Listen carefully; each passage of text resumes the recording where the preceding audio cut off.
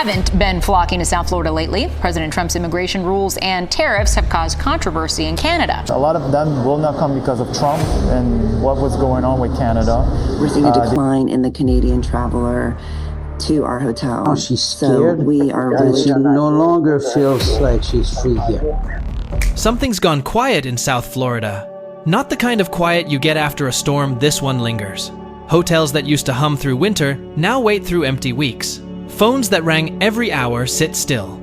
At Dairy Bell in Dania Beach, the owner says it flat out. They just don't want to come. He's talking about Canadians, once Florida's most loyal winter guests, now vanishing by the tens of thousands. In just a few months, local officials say their arrivals through Fort Lauderdale Hollywood International are down 13.5%, erasing nearly $90 million in activity. And yet, from the podium, Florida's leaders insist everything's fine. But if the sky's clear, why are so many businesses bracing for impact? What changed between Montreal and Miami, between the promise of sunshine and the silence that followed? Let's find out. Start with what the numbers actually say. Visit Florida logged 227 million Canadian visitors in the first quarter of 2025, down 3.4% from the same period last year. On paper, that looks like a small dip in a big state that hosted 41.193 million total visitors. But averages hide the pain. In Broward County, Visit Lauderdale tracked Canadian travel down between 10 and 16% since April. At Fort Lauderdale Hollywood International Airport, Canadian arrivals plunged 13.5%, wiping out nearly $90 million in local economic activity. One area. Now multiply that loss across every beach town, theme park corridor, and snowbird street that used to rely on long-stay winter guests. Economists warn that even a 10% decline in this segment can mean thousands of jobs and billions in spending gone. And some places aren't speculating anymore, they're already there. Restaurants running half shifts, motels running half full, real estate agents watching the phones go quiet. So no, this isn't a rounding error, it's a pattern. And yet, at the state level, the message sounds strangely calm, as if the missing thousands could be replaced overnight. Because while the data speaks in clear numbers, the podium tells a different story. At the 2025 Florida Governor's Conference on Tourism, Governor Ron DeSantis brushed off the warnings. He told the room, Canadians are still coming in big numbers. I would menet even benetui. He even joked who in their right mind would stay in Canada during winter when they could be in Florida? Then he pointed to the statewide total, 34.4 million visitors in the second quarter. See? Everything's fine. But the math doesn't match the mood. Those millions include convention travelers, day trippers, and weekend tourists, not the long-stay Canadians who fill condos, pay property taxes, and keep local shops alive through the off-season. When 100,000 of them vanish in a few months, no punchline covers the hole they leave. Earlier this year, Santa went further. He suggested that Canadian and Brazilian visitors should subsidize the state, easing the tax burden on residents, and said bluntly he had no interest in giving Canadians a tax cut.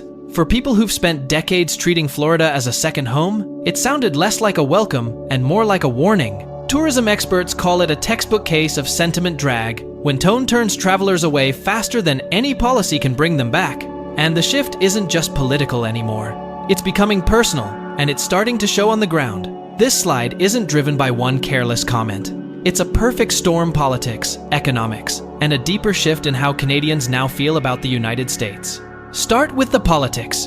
Through 2024 and into 2025, former President Trump repeatedly mocked Prime Minister Justin Trudeau, calling him governor, suggesting Canada should become the 51st state, and re-upping tariff threats on Canadian goods. To millions of Canadians, those weren't just sound bites. They felt like slights, a message received by the same families who've spent winters and fortunes in Florida for decades. Listen to the ground truth. Francois Grenier, who owns Dairy Bell in Dania Beach, says many of his regulars won't come this year because of Trump and what's happening with Canada. He says simply, they just don't want to come. But politics is only the first wave. Insurance costs have exploded after back-to-back hurricane seasons, with some premiums soaring into the tens of thousands and others making properties nearly uninsurable. The Canadian dollar has weakened, stretching every restaurant bill and repair cost. And add climate anxiety, rising seas, hotter summers, more frequent storms, the math of owning a winter home no longer works. What's left isn't just about money. It's about belonging, how a place makes you feel when you arrive. And that feeling, for many Canadians, has changed. The numbers are cold. This is what they feel like. At Richard's Motel in Hollywood, Florida, a woman who spent 25 winters in the same room called to cancel her reservation. Through a translator, she explained it simply. She used to feel free when she came to Florida. Now she's scared. She no longer feels free here. That sentence hits harder than any statistic. Because when freedom turns into fear, vacations turn into calculations, and calculations end in cancellations. From the front desk, the signal spreads outward. Visit Lauderdale's losses show up in for sale signs and empty storefronts. Redfin data confirms it. Canadian buyer interest in Florida real estate has dropped 25% since early 2025. The first quarter, normally peak buying season, saw almost no new activity from Canadian investors. One managing partner in Tampa summed it up. Since January, she hasn't received a single offer from a Canadian buyer. Not one. It shows up in financing. 2 mortgage locks for second homes in the Tampa Street Petersburg Clearwater area, down roughly 25% year over year. That's not just real estate, it's payroll, property tax, and renovation work vanishing at once. This isn't a quirky season, it's a broken channel. And to understand how deep that pullback runs, you have to listen to the people tracking it for a living. If you ask the people whose livelihoods depend on Canadian buyers, they'll tell you this isn't a hiccup, it's a decision. In Naples, Karen O'Brien has spent nearly 2 decades helping Canadians buy Florida properties. This year, her refrain has changed. Many of her clients aren't calling to buy, they're calling to sell. She lists the same reasons over and over: politics, premiums, and the simple math that no longer adds up. They're making different choices now, she says. Zoom out, and the data echoes her warning. Moody's Analytics notes that South Florida's housing market has long depended on Canadian snowbirds owners who keep second homes, pay property taxes, and feed the local service economy. Both sides of that equation, ownership and occupancy, keep communities alive through winter. And now? That reliable group is pulling back. Reliability was what made the system work. It let builders plan starts, counties plan budgets, and small businesses plan payrolls. But when reliability turns into volatility, nothing pencils out.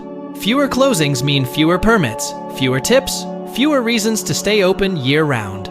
This isn't just about real estate, it's about rhythm. For decades, Canadians provided Florida's winter beat. And when that beat falters, the silence spreads far beyond the housing market. Pull the camera back from Florida's shoreline, and the same pattern stretches north across the border. The latest numbers from Statistics Canada show a chill spreading through what used to be an effortless flow. In July, total international arrivals to Canada fell 15.6% year over year, the 6th straight monthly decline. But look at the lanes that connect the two countries. Canadians returning home by car from the United States dropped 36.9% compared to last year, while returns by air fell 25.8%. Career Source data shows the same slide a month earlier. Negative 35.2% by car, negative 19.9% by air, and through August, the downturn deepened. Canadian car visits to the U.S. plummeted another 34%. This isn't a Florida story anymore, it's a North American one. In 2024, Canadians made 2 million visits to the United States, spending more than $20 billion and supporting roughly 140,000 U.S. jobs. That pipeline once sustained every winter economy from Fort Lauderdale to Fort Myers. Now, as trips shrink and flights go half empty, the losses echo through hotels, airports, and small businesses that quietly depend on those winter migrations. What disappears at the border kiosk doesn't vanish. It reappears as quieter lobbies, thinner ledgers, and the uneasy realization that the chill is spreading south. And as numbers fall, so does confidence in the story being told about them. On national TV, the headline number sounded explosive. In May, Representative Jared Moskowitz told CNN that Canadian tourism to Florida was down about 80%. Fact-checkers quickly flagged that estimate as exaggerated. Fair enough. But here's what the debate keeps missing. Even a conservative 10 to 20% drop in a segment this valuable isn't a rounding error, it's a rupture. Snowbirds don't come for weekends. They buy homes, hire contractors, and stay long enough to anchor communities. When 1 in 10 of them disappears, the loss hits payrolls, property taxes, and winter routines all at once. Local officials say the pattern on the ground is unmistakable. A Fort Lauderdale tourism representative confirmed this summer that Canadian arrivals have fallen roughly 20% since the rhetoric about Canada turned sour. Restaurants feel it. Hotels feel it. Even after a few busy weekends, the off-season gaps keep widening. So yes, argue over 80% if you want. But the difference between down 80 and down 20 doesn't change what you see on Main Street. Emptier condos, quieter cafes, slower tills, the signal is the same. The trend is the same, and the damage is already here. Which is why many Florida businesses aren't waiting for a political thaw. They're pivoting to anyone who will listen.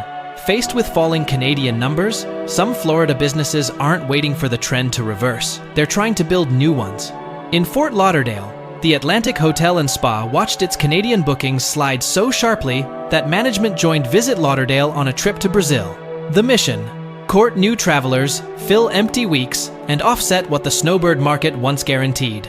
Amy Faulner from the hotel described it simply: "We went to encourage the Brazilian community to travel here."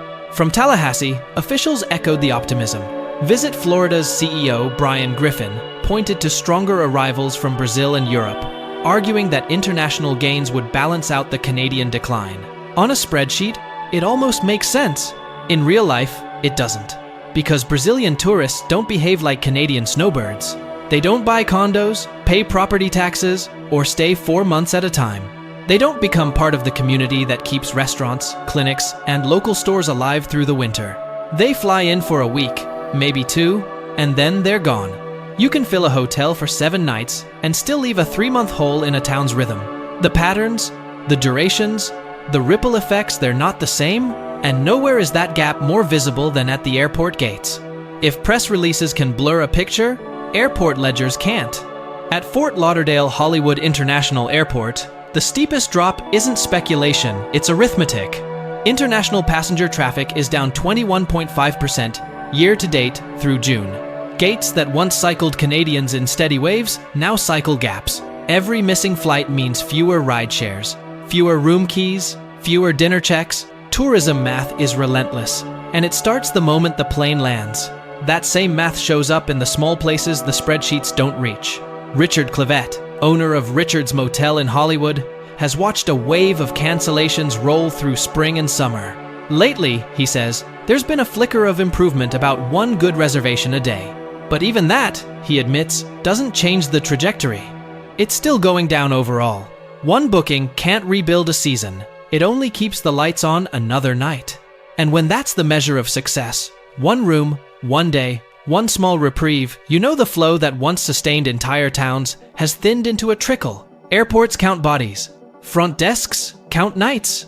Both are telling the same story. The volume that carried Florida's winters is draining out of the system. And what drains there doesn't just vanish, it drains tax rolls, payrolls, and community life with it. Tourism doesn't just fill hotel rooms.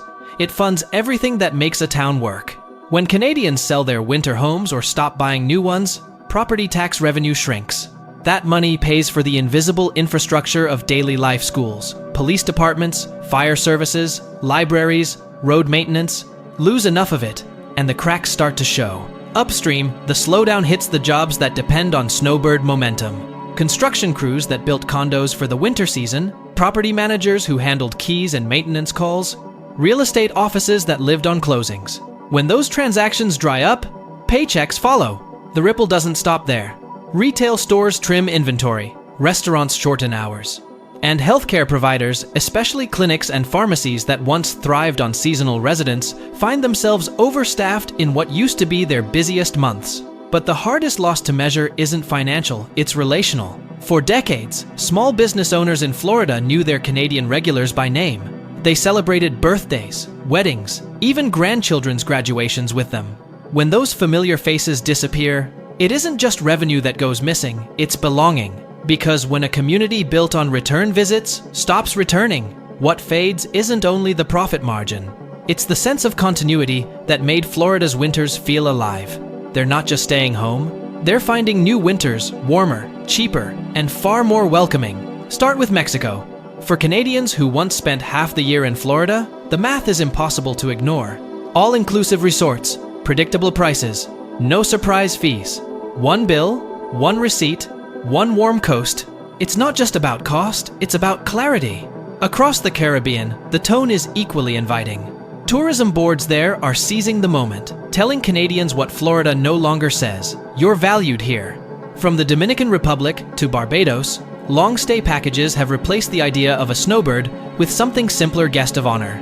And then there's Europe. Portugal and Spain have quietly built a second home boom of their own, pairing mild winters with walkable cities and stable residency programs.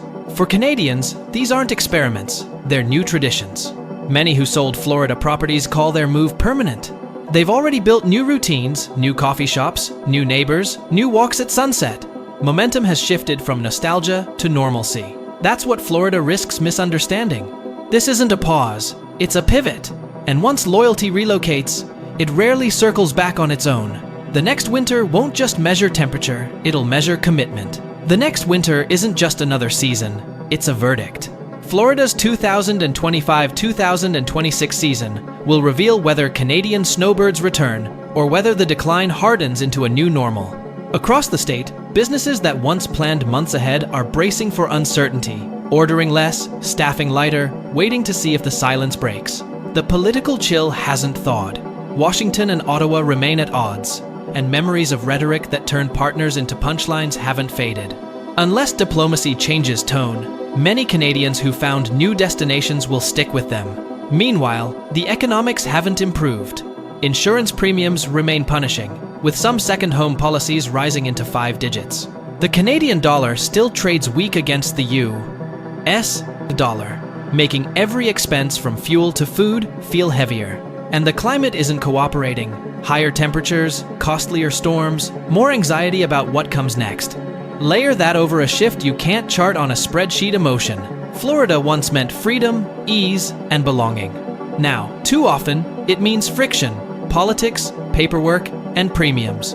Once a traveler rewrites that story in their head, it's hard to sell the old ending. That's why this winter is the real test. If the snowbirds return, there's hope. If they don't, Florida won't just lose a season. It'll lose a generation of loyalty. Words matter, especially when they come from the podium. When Governor Ron DeSantis tells reporters he wants Canadian and Brazilian tourists to subsidize the state, and then adds that he has no interest in giving Canadians a tax cut, the message doesn't sound like leadership. To the very people who've poured billions into Florida's economy, it sounds like extraction. Tourism is as much about tone as taxes. And when you treat loyal guests like a revenue stream instead of a relationship, they eventually stop showing up. While Florida shrugs, its competitors are whispering something different. California, Illinois, New York, and Massachusetts have rolled out new campaigns in Canadian media, pairing soft diplomacy with simple hospitality. We value your visit. Add Mexico and the Caribbean to that chorus, and the contrast becomes deafening. They're building new habits, while Florida keeps insisting nothing's wrong. Every month of denial gives rivals more time to form new loyalties, new favorite hotels, new neighborhoods, new winter routines that feel like home. Once those routines set, they're hard to undo. You can't market your way out of a habit that's already been replaced. Florida isn't losing a PR battle. It's losing a relationship. And relationships, once broken, rarely heal through silence. If you only read the headline, Florida's tourism story still sounds strong. The state welcomed 75.394 million visitors in the first half of 2025, just 0.1% lower than the year before. To most observers, that looks like stability. To the businesses on the ground, it looks like camouflage. The totals stay flat because domestic travel remains solid, roughly 92% of all visits. But the international segment, especially Canada, is slipping fast. On paper, the volume looks the same. In practice, the mix has changed. And in tourism, who comes matters as much as how many come. Short-stay tourists can fill hotel rooms for a few nights, but they don't buy condos, hire contractors, or spend 4 months supporting local stores. You can replace a snowbird with 3 weekenders and still end the quarter in the red. The danger is that surface stability delays response. Policymakers see the big number and assume resilience. But the foundation's long-duration visitors who anchor the off-season are thinning out quietly. That's the trap of a stable headline. It masks a slow-motion erosion beneath it. And as that erosion deepens, another problem emerges. The next generation isn't stepping in to fill the gap. So who replaces them? For decades, Florida never had to ask that question. The rhythm seemed automatic. Older snowbirds sold their condos, younger Canadians bought them, and the cycle continued. But that cycle is breaking. Many of today's sellers are the retirees who built Florida's winter economy people, now aging out of second home ownership. They're downsizing, cashing out, or staying closer to family. And the buyers who were supposed to take their place aren't showing up. Younger Canadians see travel differently. They prefer shorter trips, multiple destinations, or simply saving the money at home. Few are interested in locking capital into a property abroad, let alone one that demands 5-digit insurance premiums and fluctuating exchange rates. Flexibility has replaced permanence. And when permanence disappears, so does predictability. That's why the market feels thin even when the totals look steady. When one generation exits and the next doesn't enter, the system doesn't bend, it hollows. Occupancy thins. Neighborhood life fades. Volunteer rosters, golf clubs, and local charities lose the familiar faces that made the off-season feel alive. If that replacement cycle doesn't restart soon, the decline won't just continue, it'll accelerate. And what used to be Florida's winter heartbeat will start to sound like an echo. Crises don't always arrive with headlines or hurricanes. Sometimes they drift in quietly, slow enough to deny, fast enough to hurt. That's what's happening now. On paper, Florida's tourism numbers still look solid. From podiums, leaders cite the steady totals and declare success. But on Main Street, business owners and tourism boards whisper a different story. Empty rentals, slower closings, canceled reservations, quieter nights. Both realities exist at once because the macro count can stay flat while the high-value segment underneath disappears. That gap between perception and reality is the most dangerous kind. It delays action. It tempts officials to wait for more proof until proof arrives as crisis. You can already see the divergence in details the statewide number won't show. Half-staffed restaurants, condos without winter tenants, airports trimming capacity, chambers of commerce revising forecasts in silence. Each sign is small. Together, they describe an economy running on momentum rather than renewal. Florida will survive, it always does. But survival isn't the same as stability. And every season spent pretending the foundation is fine brings the state closer to a reckoning it could have prevented. Because if perception sets policy, by the time reality breaks through, it's already too late to fix. The first step is the hardest one. Admit there's a problem. As long as state leaders dismiss the warning signs, they tell Canadians, Florida's most reliable visitors, that their absence doesn't matter. And when you make loyal guests feel replaceable, they act like it. A reset begins with tone. Simple acknowledgement from Florida's leadership that Canadian travelers are valued could help stop the bleeding. Not slogans, respect. Not talking points, listening. Decades of loyalty can't be rebuilt through silence. Then come the policies. The insurance crisis is the loudest alarm bell. For Canadian property owners, premiums that once cost a few thousand now reach into 5 digits, and some homes can't be insured at all. Until that's addressed, uncertainty will keep pushing owners to sell. The next lever is diplomacy. Florida can't control Washington's rhetoric, but it can control its own. Every time officials suggest foreign visitors exist only to subsidize residents, they reinforce the perception that tourists are wallets, not partners. Fixing this will take more than optimism. It will take humility, admitting that the state's tone, policies, and costs have driven away the very people who sustained its winters. The only question left is whether Florida acts now or waits for another empty season to force its hand. Florida didn't lose its Canadian visitors overnight. It happened the way decline usually does, slowly, then all at once. For years, the state could count on a rhythm as predictable as the tides. Winter flights full, restaurants bustling, familiar faces returning to the same condos every December. Now, the pattern has broken. The planes still land, but fewer stay long enough to call it home. The streets still shine, but the hum beneath them has faded. This isn't just a tourism story. It's a story about relationships built over decades, strained by politics and tested by cost. Florida's challenge isn't winning new visitors.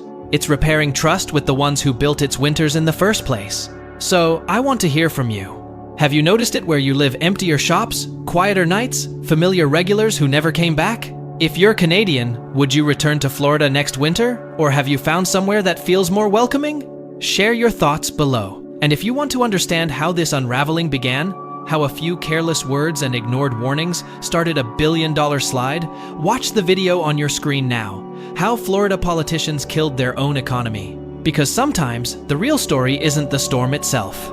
It's what happens when the silence stays.